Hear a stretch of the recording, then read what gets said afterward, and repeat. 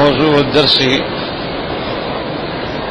في أمر الجهاد مع الكفار والمنافقين والغلظة عليهم، سورة التحريم، تفسير ابن كثير۔ الحمد لله رب العالمين، والصلاة والسلام على أشرف الأنبياء وسيد المرسلين سيدنا محمد وعلى آله وأصحابه أجمعين۔ اللهم صل على سيدنا محمد وعلى آل سيدنا محمد كما صليت على إبراهيم وعلى آل إبراهيم في العالمين إنك حميد مجيد۔ أعوذ بالله من الشيطان الرجيم، بسم الله الرحمن الرحيم۔ يا أيها النبي جاهد الكفار والمنافقين واغلظ عليهم ومأواهم جهنم وبئس المصير۔ ضرب الله مثلا للذين كفروا امرأة نوح وامرأة لوط كانتا تحت عبدين من عبادنا صالحين فخانتاهما فلم يغنيا عنهما من الله شيئا وقيل ادخلا النار مع الداخلين۔ اللہ تبارک و تعالی نے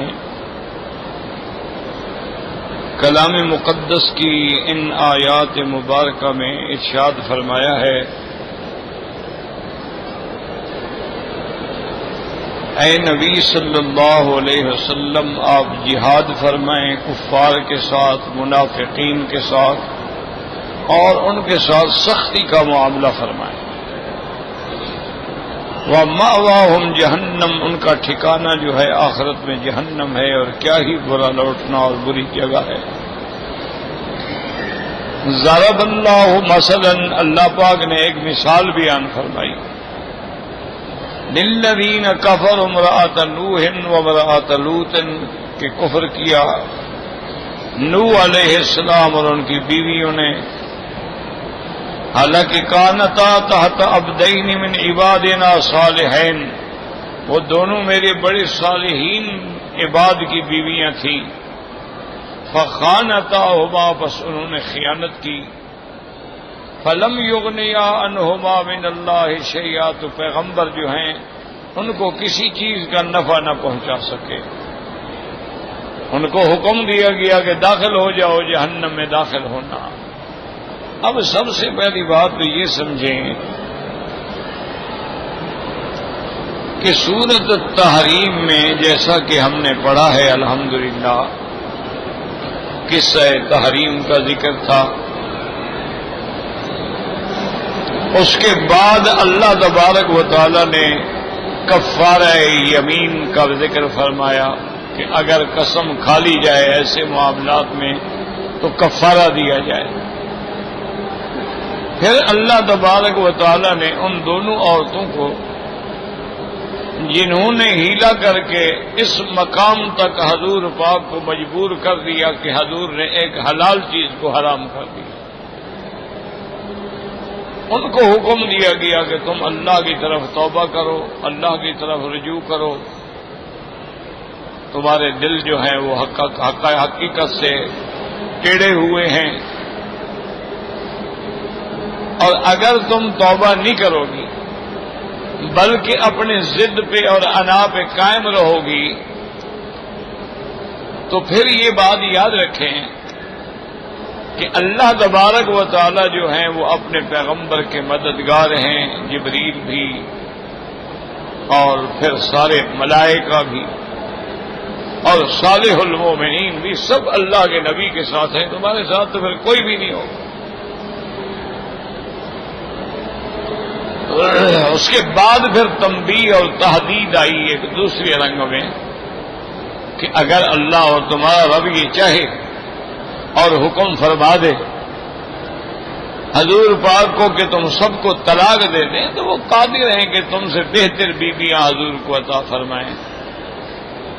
پھر ان عورتوں کی صفات بیان کی گئی کہ مومنات مسلمات مومنات قانتات الی آخری. اس کے بعد پھر اللہ تبارک و تعالی نے اپنے گھر والوں کی تربیت کا حکم دیا کہ اپنے آپ کو بھی اور گھر والوں کو بھی جہنم سے بچاؤ. ان کی تربیت کرو، ان کی نگرانی کرو، ان کو غلط کاموں سے بچاؤ، تبھی وہ جہنم سے بچیں گے. اور وہ جہنم ایک ایسی بلا ہے کہ جس کا ایندھن جو ہے وہ بندے ہیں یا پتھر ہیں. پھر اس جہنم کی نگرانی پہ بندے نہیں بلکہ فرشتے ہیں، اور فرشتے بھی ایسے جو تند خو ہیں اور سخت ہیں، بڑی قوت والے.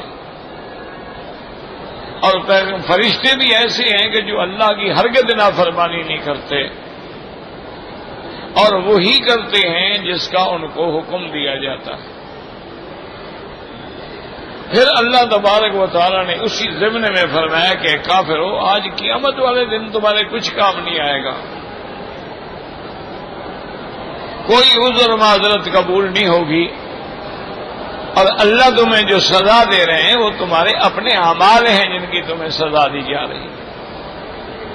پھر اللہ نے پورے ایمان والوں کو حکم دیا کہ اللہ کی طرف لوٹو، توبہ کرو، لیکن توبہ نصوحا. توبۃ نصوحا کا معنی کیا ہے کہ ندامت ہو، گناہ کو چھوڑ دے اور آئندہ نہ کرنے کا فیصلہ کر دے، کبھی پھر اس گناہ کی طرف نہ آئے. تو یہ توبۃ نصوحا ہے. اس سے اللہ تبارک و تعالیٰ اس کے سارے گناہ معاف فرما دیں گے. اللہ اس کو جنت میں داخل فرمائیں گے جن کے نیچے نہریں بہتی ہوں گی. اور وہ قیامت کا دن ایسا ہوگا کہ اس دن صرف اللہ کا نبی اور ایمان والے جو ہیں وہ رسوا نہیں ہوں گے. کافروں کے لیے تو خزی شدید کا دن ہوگا. اور پھر مومنوں کی شان بھی بیان فرمائی کہ دنیا میں وہ نور ایمان پہ تھے، دنیا میں ان کو ہم نے نور قرآن دیا، دنیا میں ہم نے ان کو نور نبوت دیا، نور ہدایت دیا، اور وہی نور قیامت والے دن بھی انشاءاللہ رحمت سے قائم ہوگا کہ ان کے آگے بھی اور دائیں بھی نور ہوگا، اور اس کی روشنی میں وہ چل رہے ہوں گے، اور ساتھ اپنے اللہ سے دعائیں بھی مانگ رہے ہوں گے کہ ربنا اتمم لنا نورنا، یا اللہ ہمارا نور قائم دائم رہے. ایسا نہ ہو جیسے منافقین کو ملا اور بجھا دیا گیا. اور ہماری غلطیاں کوتاہیاں معاف فرما دے. آپ ہر چیز پہ جو ہے وہ قادر ہیں اور قدرت رکھنے والے ہیں. اس کے بعد اب ان آیات میں حکم آتا ہے کہ میرے نبی جہاد کرو. تو جہاد کا ان احکام سے کیا تعلق؟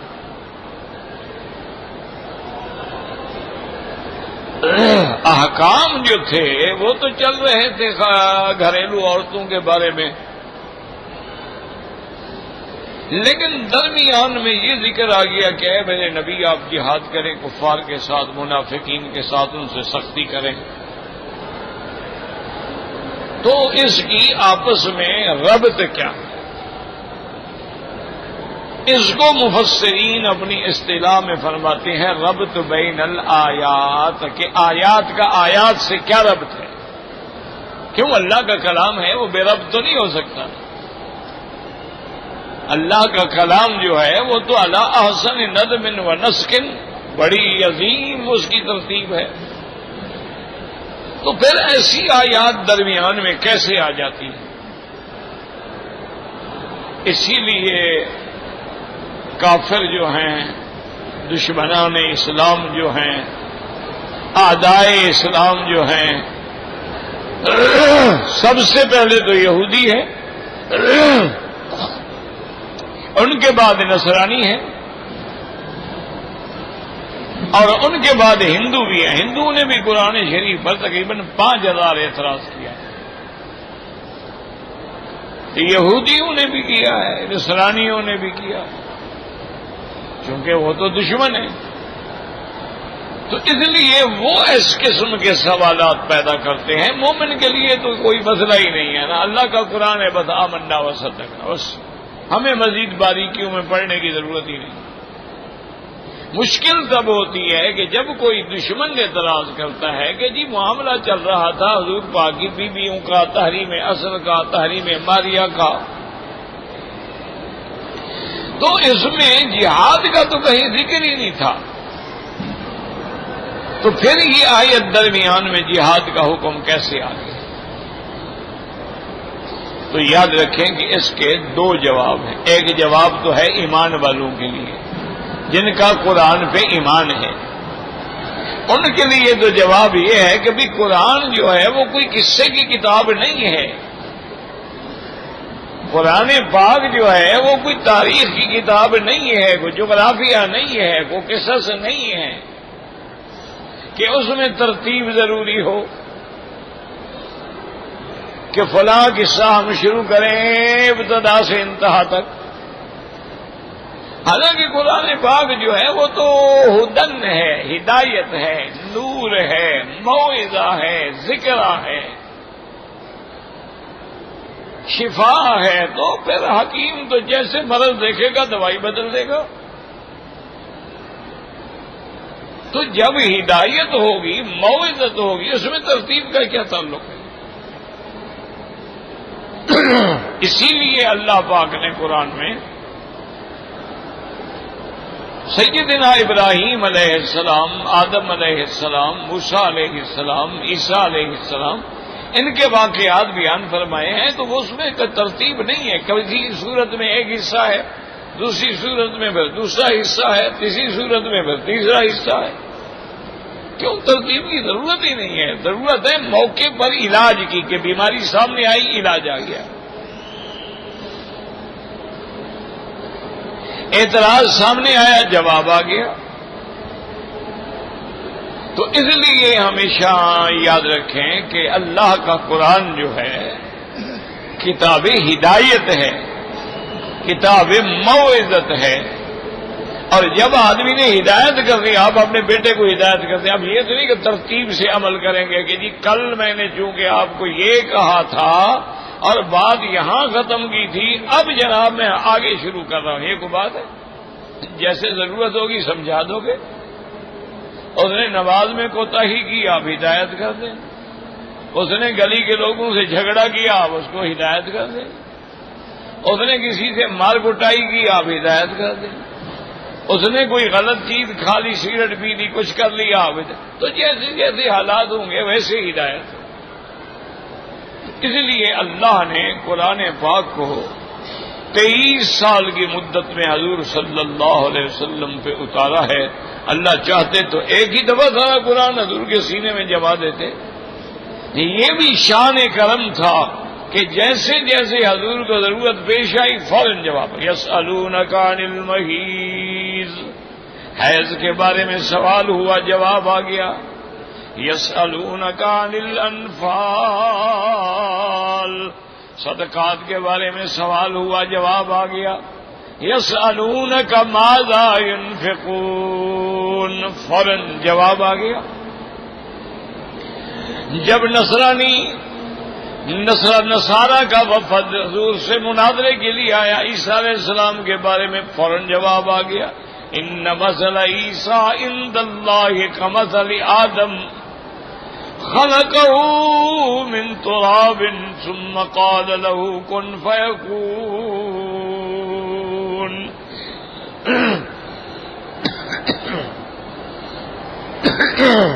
تو جو ضرورت پیش آتی رہی قرآن اترتا۔ صلح حدیبیہ ہوئی، اس کے بعد قرآن آ گیا، انا فتحنا لک فتحا مبینا۔ عرفات میں حجۃ الوداع کا موقع ہے تو حکم آ گیا، الیوم اکملت لکم دینکم واتممت علیکم نعمتی، آج ہم نے دین مکمل کر دیا۔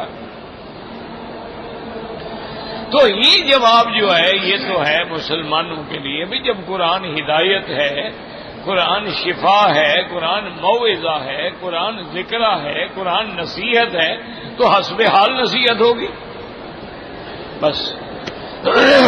اب دوسرا جواب ہوتا ہے اعدائے اسلام کے لیے۔ اسی لیے آپ دیکھیں کہ سرکار دو عالم رحمت دو عالم صلی اللہ علیہ وسلم کے زمانے میں کوئی ربط کے جھگڑے نہیں تھے، ایمان والے تھے صحابہ۔ حضور پاک نے قرآن سنا دیا، بس آمنا و صدقنا۔ صحابہ کے زمانے میں بھی کبھی یہ اعتراضات نہیں ہوئے جوں جوں ہم دور ہوتے گئے اور سرکار دو جہاں کے زمانے سے ہم بہت دور چلے گئے اور فتنے پیدا ہوتے گئے تو اب مسائل پیدا ہوئے، اب معترضین نے قرآن پہ اعتراضات کیے، تو اللہ تبارک و تعالی ہر دور میں ایسے علماء پیدا کرتے ہیں، ایسے مجدد پیدا کرتے ہیں جو اللہ کے دین کی تجدید کرتے ہیں اور دشمنوں کو ہر بات کا جواب دیتے ہیں۔ تو اس لیے پھر علماء نے ربط پر کتابیں تفسیریں لکھی باقاعدہ، جیسے کہ علامہ بقائی رحمت اللہ علیہ نے تفسیر لکھی نظم الدرر فی ربط الآیات والصور، بڑی عظیم شان تفسیر ہے، پہلے تو نایاب ہو گئی تھی، اب الحمدللہ چھپ گئی ہے تو مل جاتی ہے۔ اسی طرح علوم القرآن کے نام سے کتابیں آئیں، اسی طرح احکام القرآن کے نام سے کتابیں آئیں، اسی طرح اعجاز القرآن کے نام سے کتابیں آئیں، اسی طرح الاتقان لکھی گئی، اسی طرح البرہان لکھی گئی، اسی طرح اسرار التکرار فی القرآن لکھی گئی۔ ہر دشمن کے سوال کا رد کیا گیا اور جواب دیا گیا۔ اور یعنی آپ حیران ہوں گے کہ دشمنوں نے جس طرح یعنی رخ اختیار کیا، علماء نے اسی طرح پھر ان کے منہ پہ رد کیا۔ جیسے مثلا ایک جماعت ہے، آج بھی ہے دنیا میں، ان کے عقیدے کے مطابق یہ ہے کہ یہ 19 کا جو عدد ہے نا، یہ بڑا مبارک ہے۔ بعض لوگ 7 کے عدد کو مبارک سمجھتے ہیں اور 13 کے عدد کو منحوس سمجھتے ہیں، لیکن انہوں نے 19 کا عدد اختیار کیا، اسی لیے وہ ہر حال کوشش کرتے ہیں کہ ان کی گاڑی کا نمبر ہو تو اس میں 19 آنا چاہیے، اگر ان کے گھر کا نمبر ہے تو وہ بھی 19 ہو، ٹیلی فون ہے تو اس میں بھی 19 کا عدد آنا چاہیے، حتیٰ کہ انہوں نے ایک کتاب لکھ ڈالی، اس کے 19 ہی ورقے ہیں، اور پھر اس کے جو انہوں نے اس کتاب میں عبارات لکھی ہیں وہ 19 صفحوں پہ ہیں، اور ہر صفحے میں 19 سطریں ہیں، اور ہر سطر میں 19 جملے ہیں، انہوں نے کتاب لکھ دی۔ اب علماء نے سوچا کہ بھئی اس کا تو جواب آنا چاہیے، کوئی مسئلہ نہیں ہے 19 ہو یا 20 ہو یا 13 ہو یا 7 ہو یا 14، یہ تو آداد ہیں۔ اب کسی کے بعد یہ تو نہیں ہے کہ 1300 ہوں گے تو پھینک دے گا، 13,000 ہوں گے تو پھینک دے گا، اس لیے کہ عدد منحوس آ گیا لہذا پھینکو باہر۔ یہ تو محض ایک تصورات ہیں، اور ضعیف العقیدہ لوگوں کو دھوکے دیے جاتے ہیں کہ یہ تمہارے نام کے ساتھ یہ عدد ملتے ہیں، اگر ان عدد پہ تم عمل کرو گے تو تمہارے لیے فائدہ ہوگا، ورنہ نقصان دہ ہے۔ تو سارے ایک باطل فرقوں کا ہے، لیکن دشمن کو جواب تو دینا تھا۔ تو علماء نے بھی ان کے رد میں کتاب لکھی کہ بھائی تم اگر 19 کے عدد پر یقین رکھتے ہو تو بسم اللہ الرحمن الرحیم کے حروف گن لو، 19 ہیں، پھر قرآن پر بھی ایمان لاؤ۔ اسی طرح سورۃ اقرأ بسم ربک الذی خلق کے سے والناس تک 19 صورتیں ہیں، قرآن پر بھی ایمان لاؤ۔ اسی طرح سورۃ قاف میں حرف قاف جو ہے وہ 57 دفعہ آیا ہے، 3 پہ تقسیم کرو تو 19 کا عدد نکلتا ہے، تو قرآن پر ایمان لاؤ۔ اور اگر تم ایمان نہیں لے آؤ گے تو یہ بھی سن لو گے جہنم پہ بھی 19 فرشتے ہیں، علیہا 19، پھر وہ بھی تمہاری انتظار کر رہے ہیں۔ تو علماء نے الحمدللہ ہر حال میں رد کیا، ہر انداز میں رد کیا۔ اب جب علماء نے ان کو یہ جواب دیا تو پاگل ہو گئے، انہوں نے تو قرآن شریف میں بھی 19 کا عدد نکل آیا، پھر ہمیں تو قرآن پر ایمان لانا چاہیے، ہم قرآن کا پھر انکار کیوں کرتے ہیں کہ یہ تو قرآن پاک کی صورتوں میں بھی نکل آیا۔ تو انہوں نے اتنی طویل اس کا رد لکھا نا جی کہ دشمنوں کے منہ بند ہو گئے، اس کے بعد ان کو جرأت نہیں ہو سکی کہ وہ کوئی دوسری کتاب لکھ سکے۔ بس ختم ہو گیا۔ اسی طرح جیسے کہ ایک واقعہ ہے کہ دہلی میں شاید پرانے دور کی بات ہے، ایک پادری تھا عیسائیوں کا، فنڈر یا کیا نام تھا اس کا، وہ بڑا ہی زبان دراز تھا اور بڑا ہی مناظرے کرنے والا آدمی تھا۔ اس نے مسلمانوں کو چیلنج کیا کہ مسئلہ تثلیث پر میرے ساتھ مناظرہ کرو، کہ بھئی عیسیٰ علیہ السلام خدا کا بیٹا ہے اور پھر تین میں سے ایک الہ ہے۔ انہوں نے کہا بھی مسلمانوں میں جرت ہے تو آئیں میرے ساتھ مناظرہ کریں۔ تو حضرت شیخ قاسم نانوتوی رحمت اللہ علیہ نے ان کا چیلنج قبول کیا۔ انہوں نے فرمایا بالکل ہم مناظرے کے لیے حاضر ہیں۔ تو جس جلسے کا وقت شروع ہو گیا، حضرت کی گاڑی لیٹ ہو گئی، پہنچنے میں دیر ہو گئی، خدا کی قدرت ہے، ہر چیز میں اللہ کی حکمت ہوتی ہے۔ اب اس نے تو جناب میز پہ ناچنا شروع کر دیا، نا دیکھا مولویوں کا، دیکھا حال دیکھ لیا مسلمانوں کا، مولوی بھاگ گیا۔ اس نے گاڑی لیٹ ہو گئی، ایک دن پہلے آ جاتے اگر ان میں ضرورت تھی مناظرے کی تو، ضروری آج والی گاڑی پہ آنا تھا۔ اور شور مچانا شروع کر دیا۔ ایک آدمی تھا وہ جلسے کے باہر ایک ریڑھی لگا کے شکر کنیاں بیچ رہا تھا۔ جب اس کو حد سے زیادہ اس نے بکواس شروع کیا، اس کو جوش آ گیا، اس نے شکر کنیاں وہیں چھوڑی، آہستہ آہستہ چلتے چلتے اسٹیج کے قریب آ گیا۔ اس نے کہا اچھا پادری صاحب، وہ مولوی صاحب تو تب آئیں گے، مجھے مسئلہ سمجھاؤ، کیا کہتے ہو؟ اس نے کہا عیسیٰ علیہ السلام خدا کا بیٹا ہے۔ انہوں نے کہا یہ دیکھو سیدھی سوچ کے بات کرو، عیسیٰ علیہ السلام خدا کا بیٹا؟ انہوں نے کہا یہ بتاؤ خدا کا ایک ہی بیٹا ہے یا اور بھی کوئی بیٹے ہیں؟ انہوں نے کہا اور تو کوئی نہیں، صرف عیسیٰ علیہ السلام ایک ہی بیٹا ہے۔ اور انہوں نے کہا پادری تیرا دماغ خراب ہے، میں غریب آدمی ہوں، شکر گھنڈیاں بیچ کے روٹی کھاتا ہوں، میرے 11 بیٹے ہیں، ایسے کمزور خدا کو میں نہیں مانتا جس کا ایک ہی بیٹا ہے صرف، اس کے بعد بیٹا ہی کوئی نہیں ہوا اس سے۔ اچھا خدا ہے بھائی۔ پادری صاحب کی بولتی بند ہو گئی، مناظرہ چھوڑ کے بھاگ گیا۔ اس نے کہا ان کے جب جاہل سے میں بات نہیں کر سکتا تو عالم سے کیا بات کروں گا؟ اور نے کہا اچھا خدا ہے بھائی، 11 بچے میں نے پیدا کر دیے، اس کا آج تک ایک بچہ ہے، اب اس کا کیا جواب دے؟ تو اصولی بات ہوتی ہے کہ دشمن کو کبھی الزامی جواب بھی دینا ہوتا ہے، خصم کو خاموش کرنے کے لیے اسی کی زبان میں بھی کبھی بات کرنی پڑتی ہے، اور کبھی خصم کو علمی جواب دیا جاتا ہے۔ اگر وہ علمی سوال کرے تو اس کا جواب بھی پھر علمی ہوتا ہے۔ اس لیے ہر بات کو دماغ میں رکھا کریں۔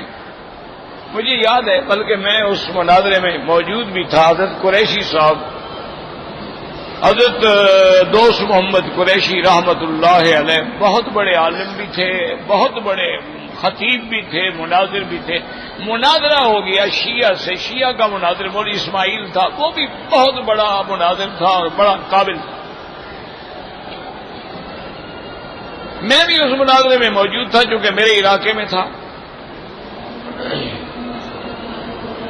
اب مناظرہ جب ہونے لگا نا جی، تو ایک طرف شیعہ کا مجمع تھا، ایک طرف اہل سنت کا مجمع تھا، درمیان میں وہ سٹیج لگایا گیا تھا، ادھر اہل سنت کا مناظر تھا، ادھر شیعہ کا مناظر تھا، اور سٹیج پر ٹیبل پر کتابیں سب نے لگائی ہوئی تھی۔ 2 اس کے معین مناظر تھے، 2 ان کے معین مناظر تھے۔ طے یہ ہوا تھا کہ ہر آدمی 15 منٹ کے لیے بولے گا، وہ پھر خاموش ہوگا تو دوسرا مناظر 15 منٹ میں جواب دے گا۔ اب پہلی باری جو شیعہ کی آئی تو اس نے کھڑے ہو کے کہا کہ دیکھو بھائی، تم شیعہ ہو یا سنی ہو، درود کا تو کوئی انکار نہیں کرتا، حضور پاک پہ درود پڑھو۔ اور اس نے خود بھی درود پڑھا، اللہم صلی علی محمد وعلی آل محمد۔ شیعہ اتنا تک پڑھتا ہے۔ اب لوگوں نے بھی درود شریف پر درود کا کون انکار کر سکتا ہے؟ تو بہرحال اس کے بعد اس نے اپنے موضوع پہ روشنی ڈالی کہ جی ہمارا مسئلہ یہ ہے، مسئلہ بنات پہ ہمارا مناظرہ ہے۔ ہم کہتے ہیں حضور کی ایک بیٹی ہے اور اہل سنت کہتے ہیں 4 بیٹیاں ہیں، تو اس پہ ہمارا مناظرہ ہوگا، تمہید باندھی اور 15 منٹ ختم ہو گئے۔ اب جواب کے لیے تو قریشی صاحب کھڑے ہوئے، تو اب جواب دینا تھا نا، انہوں نے کہا بھائی شیعہ ہو یا سنی ہو کلمہ پڑھو۔ اب کلمہ بھی سب کو پڑھنا تھا، کون انکار کر سکے؟ اور انہوں نے کہا، پھر آپ نے فرمایا اچھا کلمہ شریف پڑھ لیا، اب درود پڑھو۔ تو مولوی صاحب نے کہا کہ دیکھو پڑھنا وقت ضائع نہ کرو، میں درود پڑھا چکا ہوں۔ تو قریشی صاحب نے کہا تمہارا درود تو غلط ہے، تم نے غلط پڑھایا ہے۔ وہ بڑا ذہین آدمی تھا، اس نے کہا دیکھیں جی بات یہ ہے، عقیدے کی بات ہے، اگر میرا درود غلط ہے تو قرآن سے ثابت کرو، کیونکہ پہلی دلیل جو ہے وہ قرآن سے ہوتی ہے۔ اگر وہ مسئلہ قرآن میں نہ ہو تو پھر حدیث میں دیکھا جاتا ہے۔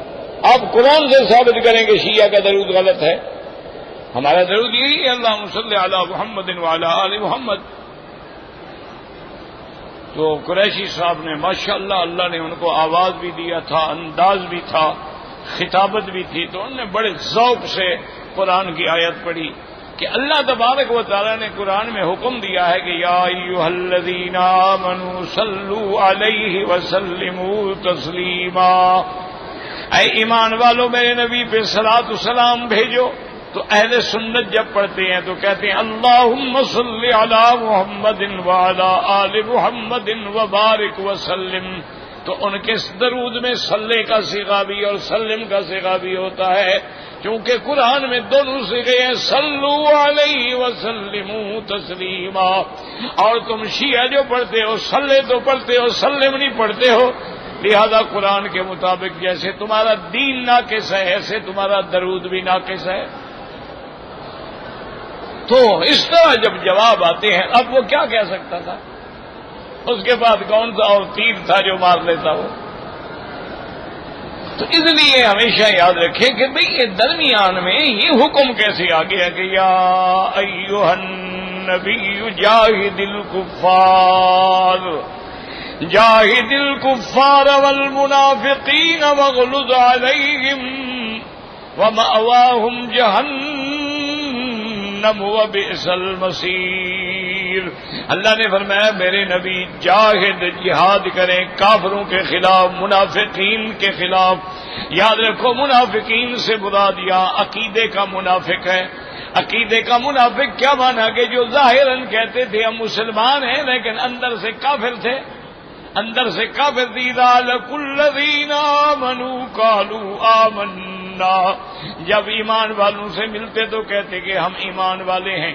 وَإِذَا خَلَوْا إِلَىٰ شَيَاطِینِهِمْ قَالُوا إِنَّا مَعَكُمْ إِنَّمَا نَحْنُ مُسْتَهْزِئُونَ، اور جب اپنے شیطانوں کے بعد جاتے تو کہتے بھی ہم تو تمہارے ساتھ ہیں، مسلمانوں کو تو ہم استہزاء کر رہے ہیں، ٹھٹھا کر رہے ہیں، دھوکہ دے رہے ہیں۔ اسی طرح اللہ نے دوسرے مقام پہ بھی فرمایا، بلکہ قرآن میں سورۃ المنافقون کے نام سے سورت بھی اتاری۔ اذا جاءک المنافقون قالوا نشهد انك لرسول الله والله يعلم انك لرسوله واللہ یشہد ان المنافقین لکاذبون۔ اللہ نے فرمایا میرا محبوب آپ کے پاس جب منافق آتے ہیں کہتے ہیں ہم گواہی دیتے ہیں کہ آپ اللہ کے رسول ہیں، اللہ تو جانتے ہیں کہ آپ اللہ کے رسول ہیں، لیکن اللہ بھی گواہی دیتا ہے یہ جھوٹ بول رہے ہیں، ان کے اندر کوئی ایمان نہیں ہے۔ اتخذوا ایمانہم جنہ، انہوں نے تو ڈھال بنایا ہوا ہے کہ اگر مسلمان کامیاب ہو گئے تو ہم ان کے ساتھ مل جائیں گے، اور اگر مسلمان ہار گئے تو پھر ہم کافروں کے ساتھ مل جائیں گے۔ لیکن ایسے لوگوں کا حال ہمیشہ یہی ہوتا ہے، مذبذبین بین ذلک لا الہ ہؤلاء ولا الہ ہؤلاء، یہ دونوں کے درمیان میں رہتے ہیں، نہ ادھر کے نہ ادھر کے۔ جیسے کہ اردو کا محاورہ ہے دھوبی کا کتا نہ گھر کا نہ گھاٹ کا، ان کا بھی پھر وہی حشر ہوتا ہے۔ اور منافقین جو ہیں سب سے بڑے دشمن ہیں۔ ان المنافقین فی الدرک الاسفل من النار، اللہ نے فرمایا قیامت کے دن ان کو جہنم کے نچلے طبقوں میں ڈال کے سزا دی جائے گی۔ تو اب اللہ نے حکم دیا کافروں سے بھی جہاد کرو، منافقین سے بھی جہاد کرو، ہر حال سے جہاد بھی سیف بھی کرو اور جہاد بھی لسان بھی کرو۔ وَغْلُظْ عَلَيْهِمْ، ان کے ساتھ سختی سے پیش آؤ، ان کے ساتھ نرمی نہیں کی جاتی ہے۔ کافروں کے ساتھ کیا نرمی ہے، بلکہ ایک حدیث مبارک میں آتا ہے کہ اگر کافر گلی سے گزر رہا ہے اس کا راستہ تنگ کر دو تاکہ تمہارے دل میں کافروں کے ساتھ نفرت جو ہے پکی ہو جائے، اور ان کو کھل کے کہو کہ قل یا ایھا الکافرون لا اعبد ما تعبدون، اور ساتھ یہ بھی فرمایا لا تتخذوا عدوی وعدوکم اولیاء، کبھی میرے دشمنوں کو دوست نہ سمجھو۔ اور آج مسلمانوں کا حال دیکھ رہے ہو کیا ہے، سارا بھروسہ ہی کافروں پہ ہے، تعلق ہی کافروں سے ہے، سہارا بھی کافروں کا ہے، اللہ پر تو کوئی یقین ہی نہیں نا، کوئی اعتماد ہی نہیں ہے نا۔ اور اللہ کہتے ہیں میرے دشمن ہیں، ان کو دوست نہ بناؤ، یہ آپس میں ایک دوسرے کے دوست ہیں، تمہارے دوست نہیں ہو سکتے ہیں۔ اور دوسرے مقام پہ اللہ پاک نے فرمایا وَمَن تَوَلَّهُمْ فَإِنَّهُ مِنْهُمْ، اللہ نے فرمایا کہ ایسی قوم سے دوستی نہ کرو، اگر تم کافروں سے دوستی کرو گے تو گویا تم بھی ان میں سے ہو۔ اور تیسرے مقام پہ اللہ نے فرمایا مسلمانوں کیوں پاگل ہو گئے ہو، اتبتغون عندهم العزہ، کیا تم غلبہ و عزت کافروں سے مانگتے ہو؟ للہ العزت جمیعا، غلبہ اور عزت تو اللہ کے ہاتھ میں ہے، ان کے ہاتھ میں کیا ہے، یہ تو خود بیچارے محتاج ہیں۔ ہم ایک ہوا چلا دیں، طوفان چلا دیں، ہم ایک دریا کو اٹھا دیں، ہم کسی جگہ آگ بھڑکا دیں، ہم کسی جگہ دریا پہاڑوں میں آتش فشاں پھٹا دیں، یہ کیا کر سکتے ہیں؟ ان کے تو اپنے پلے میں کچھ نہیں ہوتا، یہ تو پاگل ہو جاتے ہیں۔ اس لیے حکم ہے کہ ان کے ساتھ زبانی بھی معاملہ سخت ہو اور عملی بھی جہاد کریں، اور ان کو ساتھ یہ بھی بتا دیں، اور ہم آپ کو یہ بھی بتا دیں کہ اگر ان سے دوستی کرو گے تو ان کا ٹھکانہ تو جہنم ہے، مأواہم جہنم وبئس المصیر، کتنا برا ٹھکانہ ہے۔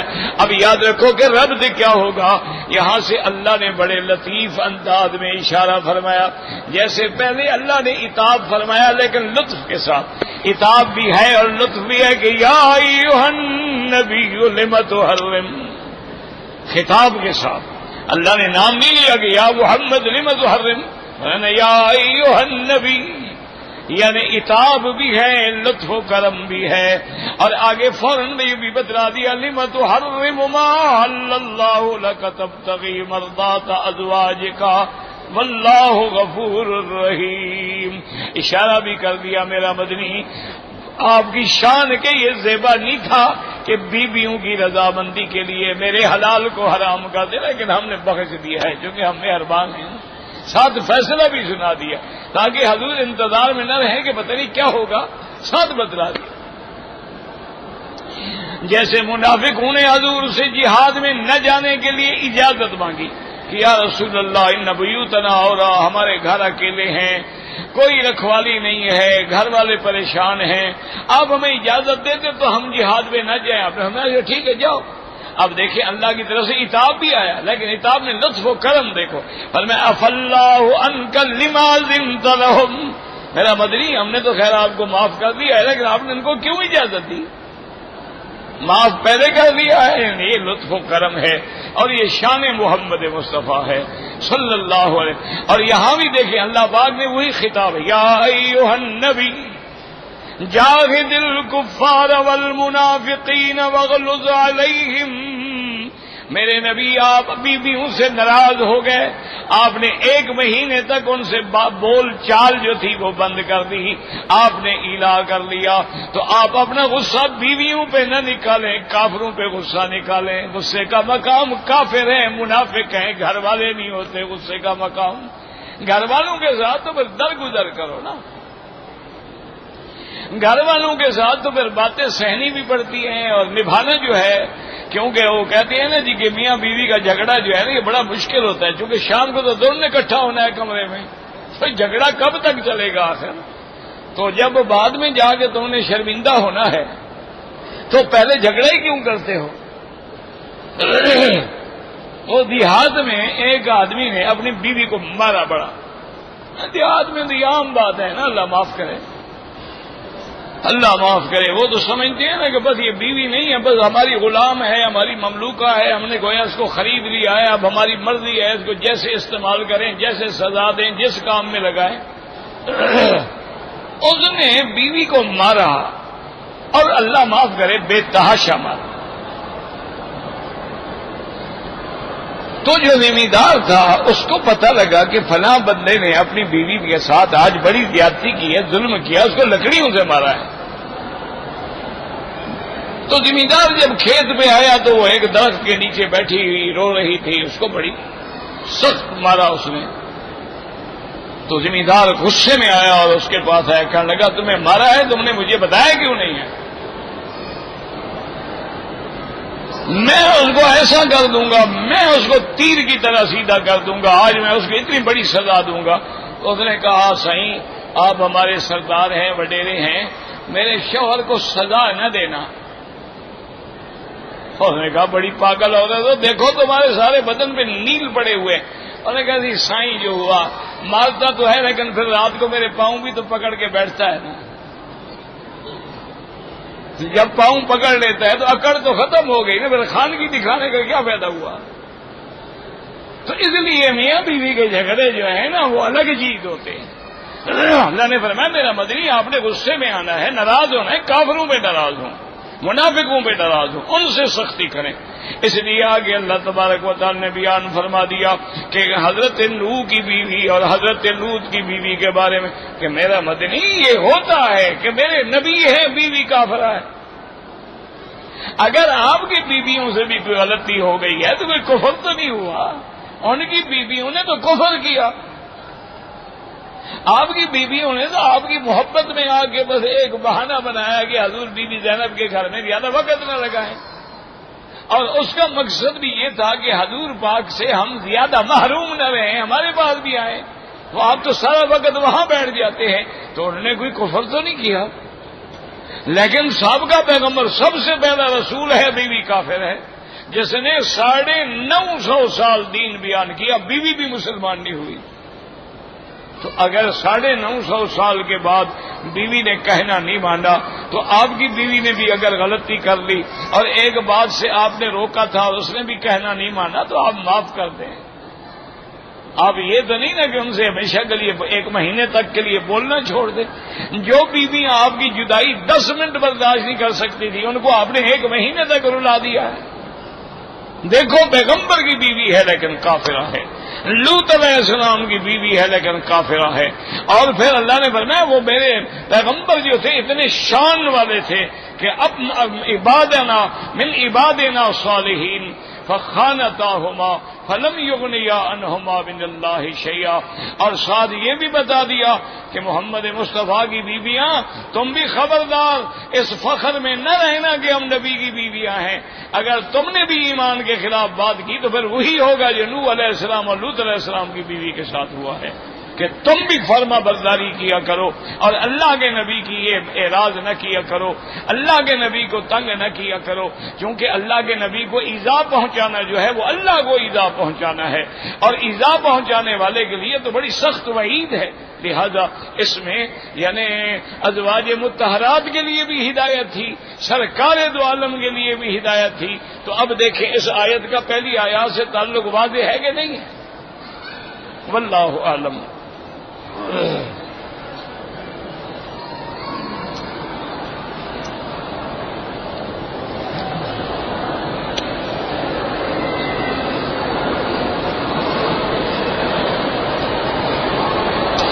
میں ریاض سے آیا ہوں، میں نے پہلا عمرہ کر لیا ہے، اب دوسرا عمرہ کرنا چاہتا ہوں. بالکل لازمی بات ہے کہ آپ کو حد حرم سے باہر جانا ہوگا، مسجد عائشہ جائیں یا جیرانہ جائیں یا عرفات جائیں، یعنی حدود حرم کے باہر جا کے احرام باندھ کے آنا ہے.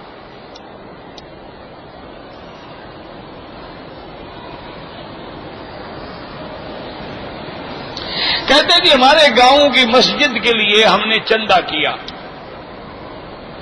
الحمدللہ وہ مسجد بن گیا، لیکن پیسہ بچ گیا۔ پیسہ بچ گیا ہے میرے بھائی تو کوئی مشکل نہیں، اسی مسجد پہ لگا دو، اس میں قالین بچھوا دو، اس کے حمام اچھے بنوا دو، اس کو اور کوئی ضرورت ہے مسجد کی وہ پوری کر دو، اور اگر پھر بھی بچتا ہے دوسری مسجد پہ لگا دو۔ لیکن آپ اللہ کے بندے مسجد میں تو جتنا لگاتے جاؤ تھوڑا ہے۔ ہمارے مہربان تھے، بزرگ بھی تھے، میرے ساتھ تو بڑی شفقت کرتے تھے، مجھے بیٹا سمجھتے رہے، قاضی محمد جی نے بھنگ میں مسجد بنائی، تحصیل صادقہ بازلہ رحیم یار خان میں۔ وہ شخص جب تک زندہ رہا مسجد بنتی رہی، اور وہ مسجد اتنا خوبصورت ہے کہ اس نے پوری دنیا میں ورلڈ میں چوتھے نمبر پہ انعام حاصل کیا۔ بس وہ اللہ کا بندہ مسجد کا عاشق تھا، ترکی میں جاتا کوئی ڈیزائن دیکھ کے آتا فون کر یہ بناؤ، کسی اور ملک میں جاتا وہاں دیکھتا کہ ہاؤس کیسے بنا ہوا ہے اور وضو کی جگہ کیا، اچھا یہ بناؤ، کسی تیسری جگہ جاتا کہتا یار یہ پتھر بڑا اچھا لگا، اچھا ایسا پتھر لگاؤ، کسی چوتھی جگہ جاتا یار کہتا ہے وہاں تو بڑا ماشاءاللہ محراب میں جو ہے نا مینا اور شیشہ اور مینے کا کام ہوا ہے، سونا لگا ہوا ہے، کہتا ہے یہ بھی لگاؤ۔ تو جب تک زندہ رہا وہ مسجد بنتی رہی، آج بھی الحمدللہ وہ مسجد بچی ہوئی ہے۔ اچھا اس علاقے میں جب سیلاب آیا نا ان کے سارے گھر بہ گئے، لیکن مسجد اللہ نے بچا دی۔ کیا ہے انہوں نے مسجد اتنی اونچی بنائی تھی، وہ تقریباً 10 فٹ پہلے سے اونچی تھی، تو اللہ نے محفوظ رکھ لیا۔ تو مسجد میں آپ نے لگانا ہے یار، مسجد کے پیسے بچ گئے، مسجد میں نہیں لگ سکتے، مسجد میں 1000 کام نکل سکتا ہے۔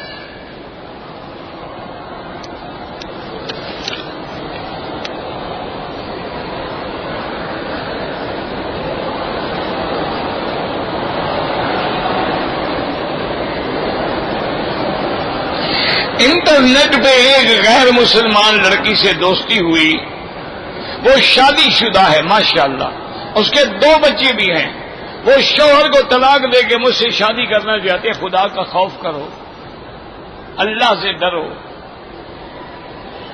جو عورت اپنے خاوند کو اور اپنے 2 بچوں کے بعد بھی نہیں ان کے ساتھ وفا کر سکی، تمہارے ساتھ وفا کرے گی؟ خدا کا خوف کریں۔ وہ جو غیر مسلم سے نکاح اہل کتاب سے جائز ہے، یہودیہ یا نصرانیہ سے، پہلے وہ اپنے مذہب پہ بھی تو ہوں نا۔ آج کل تو یہودی جو اسرائیل میں ہیں وہ تو شاید مذہب پہ ہوں گے، لیکن باقی دنیا میں تو کوئی مذہب پہ نہیں ہے، یا نصرانی ہے، ان کو مذہب کا پتہ ہی نہیں، وہ تو لادین ہے، وہ تو دہریہ ہیں، تو وہ تو اہل کتاب گویا ہے ہی نہیں۔ اچھا اگر اہل کتاب بھی ہو تو اس کی لڑکی سے نکاح جائز ہے جب مسلمان لڑکیاں نہ ملیں۔ یہ تھوڑا ہے کہ ہر آدمی اہل کتاب سے شادی کرنا شروع کر دے، بالکل غلط ہے۔ توبہ کرو، استغفار کرو۔ انٹرنیٹ پہ بیٹھ کے تم لوگوں کی شادی شدہ لڑکیوں سے محبتیں اور پینگیں بڑھاتے ہو، خدا کا خوف کرو۔ یہ بھی غور کرو کہ کوئی اگر تیری بہن، تیری بیٹی، تیری ماں سے ایسا انٹرنیٹ پہ دوستی کرے تو کیا خیال ہے؟ وہ بھی تو کسی کی بیٹی ہے، بہن ہے، بیوی ہے، وہ بھی تو عورت ہے نا۔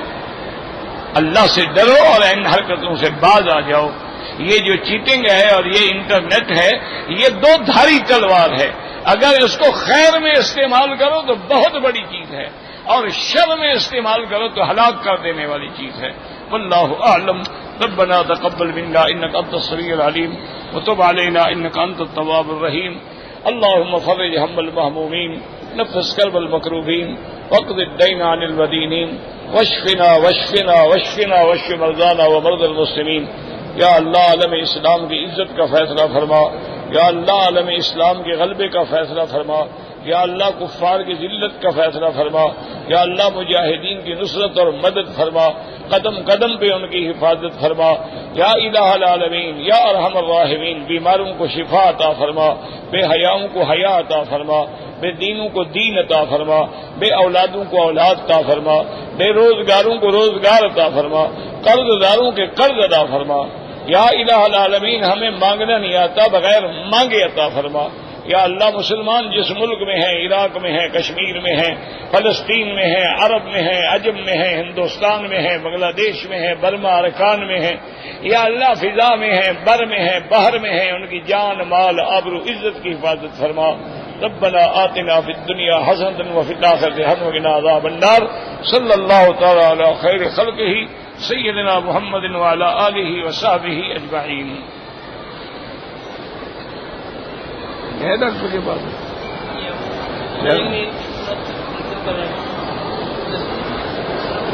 کوئی بھائی اسی کے پاس جاؤ، یہ سارے جاہل ہیں، سارے بے وقوف ہیں، خام خواہ تمہیں دوائیں کھلا کھلا کے مار جاتے ہیں. وہ ایک اچھا ڈاکٹر ہے، سمجھدار ڈاکٹر. سیدھا اس کے پاس.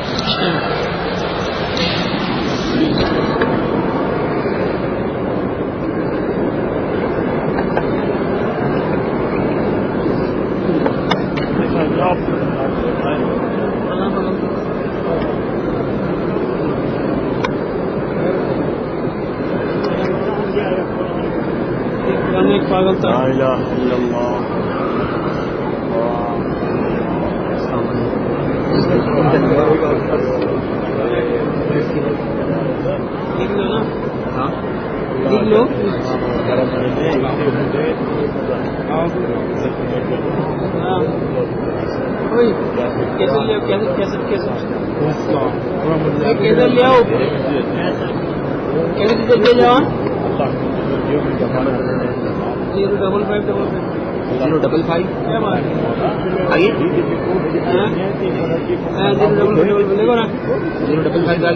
ڈبل